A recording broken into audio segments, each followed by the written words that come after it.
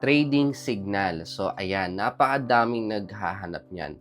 Lalo na kung bago ka pa lang o hindi ka talaga ganun ka-active trader, ang hinahanap mo kadalasan ay nagpo-provide ng trading signal.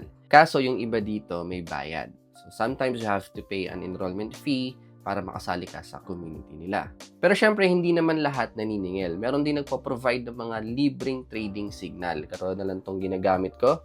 Ito, nasa app siya mismo, meron pang charting at may explanation.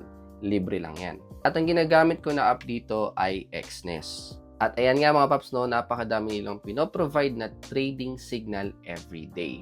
At kung mapapansin nyo din, hindi lang yan basta sa crypto, meron din dyan Forex, US oil. So nasa sa inyo na yan kung ano yung tinitrade nyo. Hindi lang siya basta trading signal na magbibigay ng entry and exit position. Makikita nyo, meron din silang charting dyan. Patunay lang na nagkaroon sila ng technical analysis. Sa baba niyan, meron din silang support and resistance. At makikita nyo rin dyan yung comment nila regarding the RSI and MACD. Nandyan din yung current trend. So, kung intraday ba, short term, medium term. So, check nyo yan lahat dito. Pansinin nyo din yung araw kung naka-up ba or down. And Android phone nga pala yung gamit ko to use Exness app. Now, if you want to know more about them, punta lang kayo sa kanilang official website.